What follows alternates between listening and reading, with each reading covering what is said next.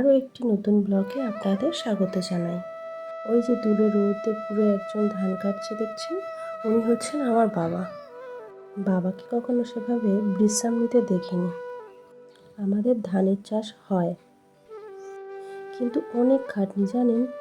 প্রথমে ধানকে কিনে এনে কলা বানাও, তারপর বীজ করো, তারপর রৌড়ে কাটোরে ঝাড়রে, অনেকটাই খাটনি। আমার বিয়ে হয়েছে 2 বছর হলো। যাই হোক, একা এসে কখনো থাকা হয় না তেমনভাবে। এই সুযোগে কয়েকদিন এসে যাবৎ আমি আছি। বাপের বাড়ি আসতে কার না ভালো লাগে বলুন তো।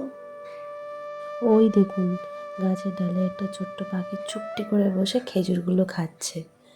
কি ভালো লাগছে ওকেও দেখতে, আবার ডাকছেও। আগে কত আসতাম জানেন এরকম পরিবেশে, খুব মজা হতো। খুব মিস করি এখন এই সব দিনগুলো। কি আর করা যাবে। দেখুন পরিবেশটা কত সুন্দর।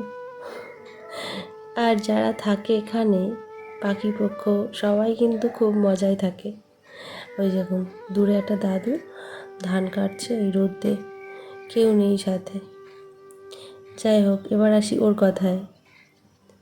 ওর কাজ করছে, আমি ওকে ডিস্টার্ব করে যাচ্ছি, সমানে ভিডিও করছি। আমাকে বলছে, তোর একটু গরমে কষ্ট হচ্ছে না হ্যাঁ রে?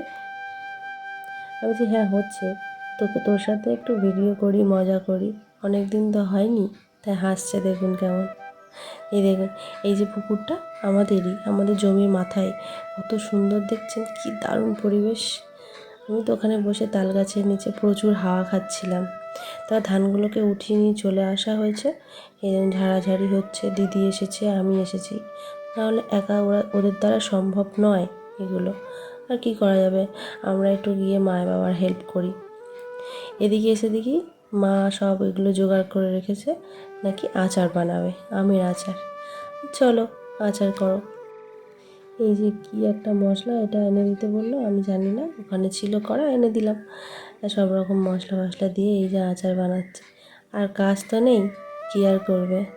আমিও বলেছি চলে আসবো কয়েকদিন, তাই বেশি দেরি করেনি। আবার বলছে দেখ খেয়ে কেমন হয়েছে। আমি তো দেখলাম বেশ ভালোই হয়েছে, কালারটাও এসে গেছে ভালো।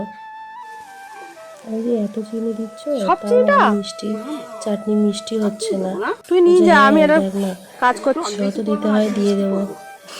মিষ্টি তাই দাও। মায়ের কাছে কয়েকদিন গিয়ে খুব ভালো লেগেছিল। আর সব থেকে বড় কথা, সেভাবে তো যায় না, ভাইটাকেও খুব মিস করি। ও একা একা থাকে ওখানে। হাসি বন্ধুরা।